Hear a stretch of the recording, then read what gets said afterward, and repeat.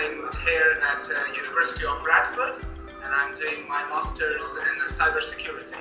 No matter how nervous you are, once you sit on that chair, you will see it will be the easiest interview of your life, because it's about you, and it's not about how you can bring change to an organization. It's about you. How can you bring change to yourself?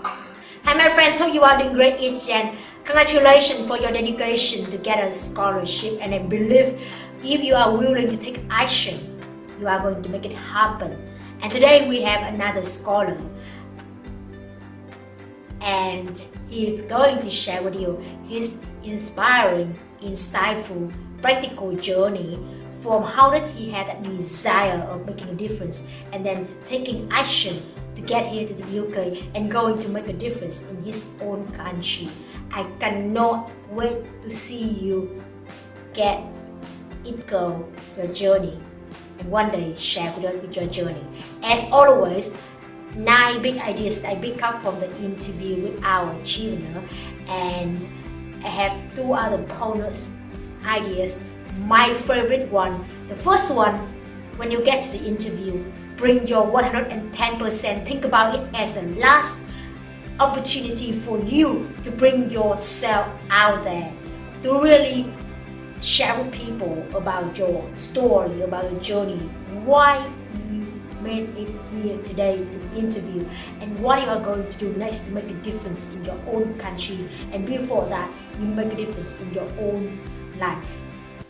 So 110%, and he shared like he was nervous, but that was good because it meant that it's important and make him feel excited, and then he prepared 110%.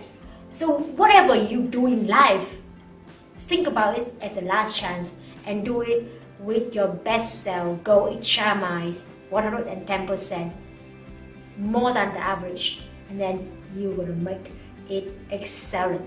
The second thing is about self-motivation. Self-motivation. Anyone can motivate you. This video can inspire you and motivate you for some seconds, but you don't have that self-motivation, you may not have that sustainable energy and dedication. So the only person who can motivate you and inspire you is you.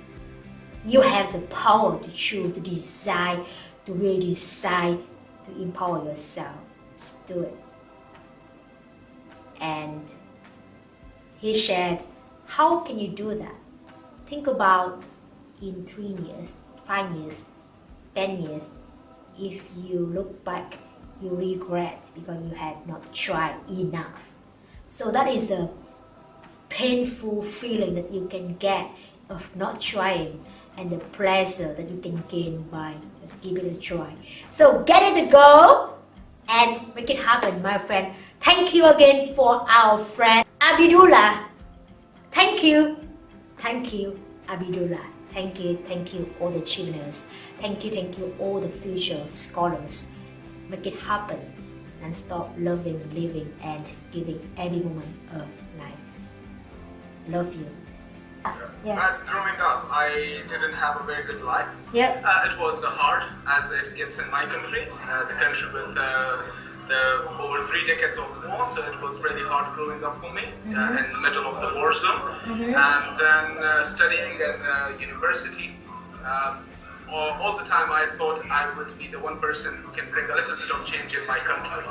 So from the very university and before university, from school, I thought that I should be the one who stands up in the middle of the class, and I did that. And right from then, I was able to find that potential of being a leader in myself, and that was what made me get my Chevening scholarship, the achievements and that I had through my, well, I can say the hardships brought me a good grade. And so I did my bachelor's in computer sciences, and you know, then currently my country, I'm from Afghanistan, so it needs a lot of expertise in such areas. And so I had my bachelor's in computer science, and then after that I went on to teach it, so I could give my knowledge to others. And after half a year of teaching it, and I got selected for Chevening scholarship. And now I'm here at University of Bradford, and I'm doing my master's in cybersecurity. Because we have lots of projects that are done, but guys like me can put a lock into those. Okay. Wow, inspiring. I like to go back a bit to your past, yeah, because as you shared that you had the desire of making a difference. Yeah, make it really short, but then make it more interesting. I think because it's so inspiring. I believe like everyone has some difficulties, and as some of us like have some more difficulties, especially when we were born. We could not choose where to was born, but if we can choose what to do after that. And I believe that you had the desire to make a difference, no matter what was situation that you had before. So how could you find that desire, and how could you make it become action? Because I think it's always has a gap between that desire and that action, yeah? Well, exactly. And in countries where they are still developing, they still have those ideas of not accepting the change. And if you're bringing the change, you have to fight hard for it. And I think Chevening will give me that mantle, that change I want to bring. When I go somewhere and I want to bring change, I could take the leadership skills from here and I can apply it in my countries. And I can, what is really challenging for me right now is to make people accept the change. And the only way I can do that is to tell them how the change can be, how the change can benefit their regular lives. And a good way of doing that is to get the example of the UK there. And so I have lived this life for almost a year now, and the good way for me is to get my message to my country, how life could be if we bring those changes in our countries. Oh wow, wonderful. So as you said, like people don't like changes because we like certainty, and that's why also happening in almost developing countries, I guess. People just go home, go to work, go back home, and get into that normal routine. And when we don't have anything to compare, we don't know how wonderful life can be. So that's a great way to say, like, if you actually go to the UK, you can see, you can feel, and then you know that life is more than just now, yeah. What I really did to bring the change was to go on and talk about technology and have a social awareness of how technology is important in our life. You can guess from my background and my current degree that I'm very much of a technology guy, and I really think that it is one of the parts of the governance and modern world needs. So if you want to be modern, if you want to be developed, you have to have a good IT infrastructure. And what I do is I go to schools, to children, to universities to bring that change, that we should let our children use technology from a very young age, so they know the risks and the benefits enact with those technologies. Okay. Oh, do you mind to share a bit more about the hard times that you had in your past? Like, what was a turning point for you to really make kind of like bold action? Is there any time that you almost gave up and then you're like, no, you're gonna get it, go? Is there anything like that? Yeah. Well, I really was a guy who would. I had passion for computers when I was a kid, and I really liked to work with computers. Yeah. But what was a really turning point for me was that we had lots of people who were working on computer, but they did not know how to lead the group of computer people.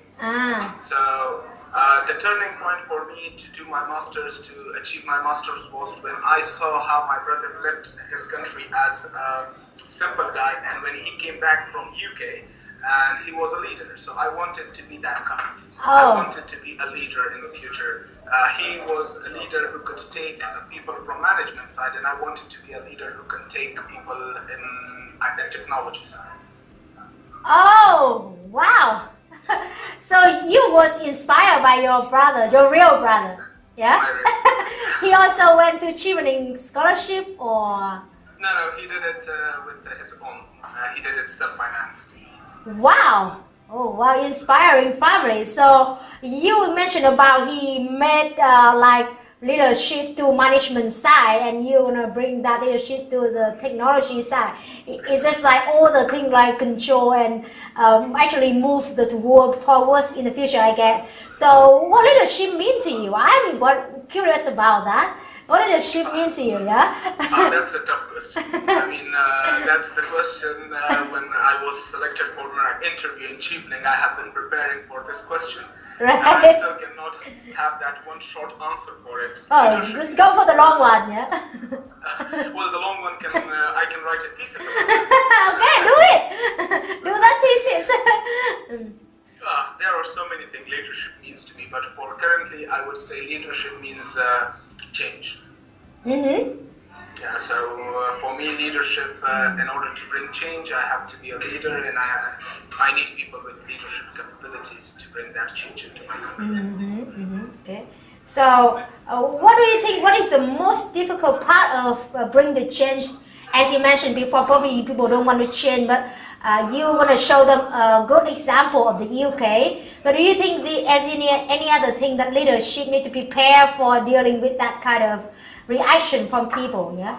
As I said before, the most difficult thing of bringing a change is the changing the mindset of people about their the old ideologies they have. You have to change people's mind while still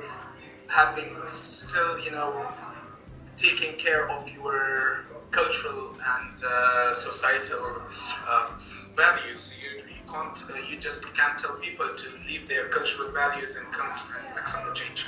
So that's where one of the difficult things, to bring new change and ask people to follow the change while still holding on to their cultural values. And what I would do to do that is I would show people how we can follow technology and how we can accept the change without losing our cultural values, without losing our values, historical values. We can have them and we can have technology at the same time.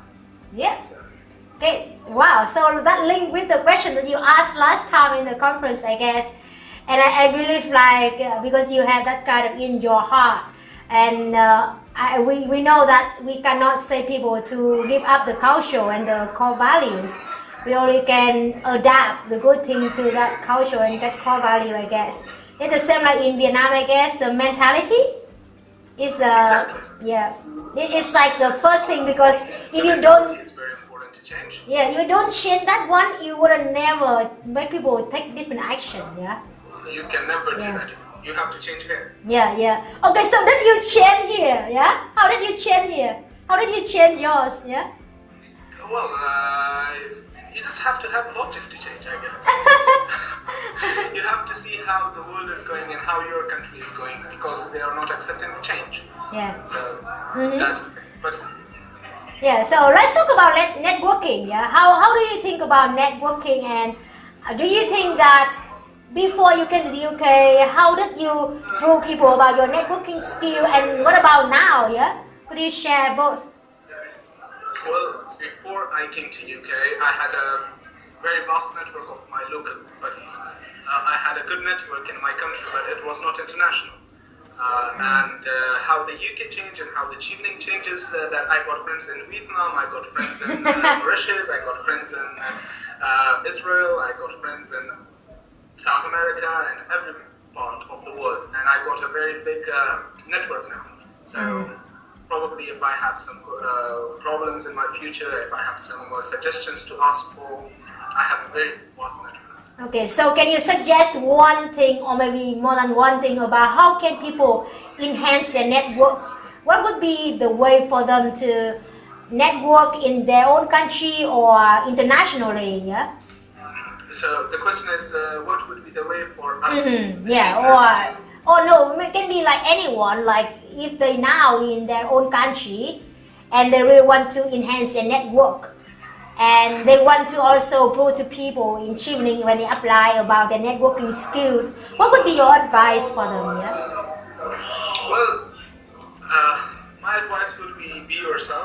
just talk to people about your ideas and respect what other people think. And really, people don't have to share your ideas, and you don't have to share their ideas, but try to agree or disagree in the nicest way possible. So you won't lose a friend, but instead you will make a friend. Sometimes disagreements make people come closer. So a good way is to be in touch, ask them about suggestions, be open to give suggestions, and be humble when you are giving stuff. Okay. Okay, so what is the surprising that you get in the network in the UK? Would you share some specific story maybe? Well, the thing is, the first thing when I came here was I got a very good friend in Mauritius who is also a Chevener in Bradford. And my first plan when I go back to my country is once I get a job, my first plan is to visit Mauritius. So, and, what's the special thing about Mauritius? Like you're the guy or the girl? I don't know. He's a guy. Don't worry about that. Yeah. The special thing about Mauritius is it's a small and beautiful island. So it has a very good, beach parties and everything like that.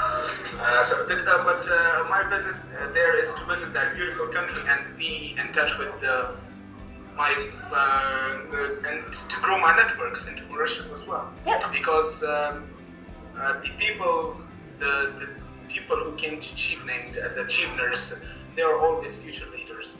After 5 years Yes. or 10 years, we'll see some of our Cheveners this year are going to be presidents or prime ministers or ministers. So it's a good thing to be in touch with. Right. Totally. You never know. Okay, so as you just mentioned, like you never know. You go to, you are in the UK and you probably meet someone that's like 10 meter or 10 kilometers far from your house. Yeah. You can share something that you think, oh yeah, maybe you can say something that you think is good for the people who apply for Chevening scholarship. Yeah. Well, my advice wouldn't be so unique as 1,900 Cheveners this year. They gave this advice, but the thing is, try to list all your achievements when you're filling your application form. If you are already selected for the interview, there is. It's not called bragging when you talk about your achievements. It's called achievements. So you have to be proud and mention your achievements there in the interview. You have to be as clear and as brief about your achievements as possible, because that's what counts. That's what makes you future leaders, and that's going to help you in landing the Chevening scholarship. So don't be afraid to mention each and every achievements. No achievements is small, no achievements is big. Just go on, talk about what you have learned in your future, how you can be a future leader, and how you can bring a change, and how you can be of importance to your country. Yeah. Wonderful. Thanks for share and express all the things that you have done. It's like there's no small big thing, and it's just a thing that matters to your life, and you have achieved that. And if we don't celebrate and you don't mention it, our brain doesn't know that it's good, and it's not giving you that momentum to continue. Okay, so my friend, do it. Don't underestimate the little thing, the thing that you have done in your life. Nothing is little but matter. What about your, like when you went to the interview, a lot of friends asking about that. What's your mindset when you went to the interview? Yeah? Well, I had a very different mindset. Wonderful, do it, go it. Share. For me, it was do or die. It was a lifetime, once in a life opportunity for me, so I had to do the best I could. Some people would say just go normal, it's usual, but for me, I had a very different mindset. I had to prepare fully. I had to do more than 100% because my experience in work was just limited to 2.5 years. I had to express how I can be a future leader. Right. So I had to give my 150% in the interview, so I was really nervous when I was in interview, but that's normal. Yeah. When you are going to an interview where you think that it's going to be your last or Yeah. Wow. Nervous. But being nervous is good. It makes you prepared. Yeah, making mean that it's important to you and it makes you excited, yeah? Exactly. So I think if the people listening to this and they are preparing for Chevening interview, if you are nervous, that's a good thing. You are going to prepare well. And if you're not nervous and you don't care, so that's not a good thing because you are careless. So Okay, thank you for saying that because I believe that people normally list the nervous and the anger into the negative emotion. But if you twist that, you give that meaning like it excites you. Come on, do it and prepare for that. Yeah, that's good. So anyone who feel nervous, come on, just think about this, prepare and get excited. Yeah. Okay, so what was the way that you did the preparation? So when you enter the interview, can you describe how did you like bring yourself out there? Like how did you speak? And yeah. The first thing I did in my interview was I dropped a bottle because I was so nervous. Did you? I did. But the Chevening, the alumni and the Chevening, the people who take your interview, they are the nicest people on earth. Totally. Yeah, so they talk to you before they start your interview. They try to make you calm and they try to make you lose the nervousity and try not to be nervous anymore. So they talked to me about how is the weather and how I was able to get to the embassy, and then they started interview. So if you are nervous, if the people didn't like what I said before, let me tell you this again. No matter how nervous you are, once you sit on that chair, you will see it will be the easiest interview of your life because it's about you and it's not about how you can bring change to an organization. It's about you. How can you bring change to yourself? So it's going to be a very easy interview. Right. Okay. I'm gonna write it down here. How to bring change in yourself. Yeah. That is a wonderful one and 110%. Think about that. Like, yeah. I also one time I was giving a speech and I didn't prepare, and then my mentor came to me and said like, what do you think if one of the audience today here in the audience, they probably the CEO of a company and they probably need that kind of topic. If you did a great job, they probably go to you and say, hey, you wanna give a speech in my company? So give all the chances, like every single chance as the last chance. So I really fully agree with that. And my friends, come on, think about that like a last chance. 110%.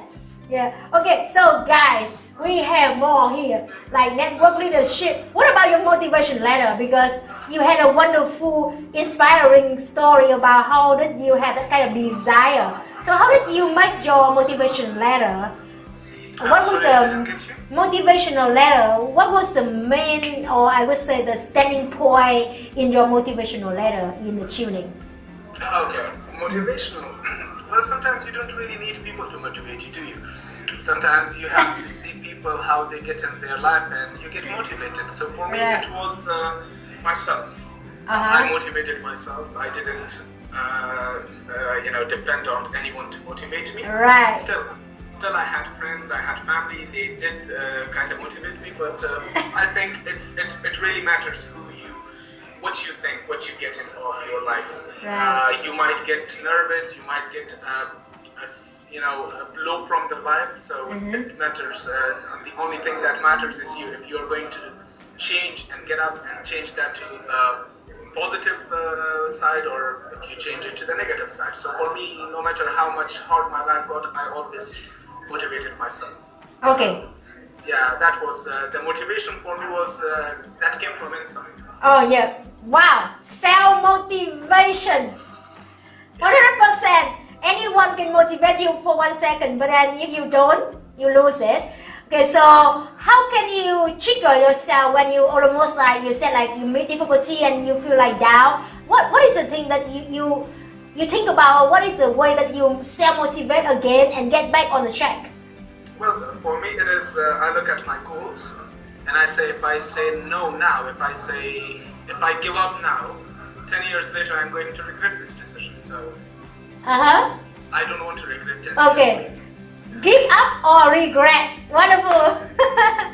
So maybe we're going to ask you a bit about future. Yeah, we have the past and current. And what about what would be your 3 years look like? You going back your country and you bring the change. You convince people that if you bring the technology, you still can keep the core values, but then you actually make your life better. So what would be your plan getting the job where, and how you can create that kind of change in a community, from where and with whom, yeah? I have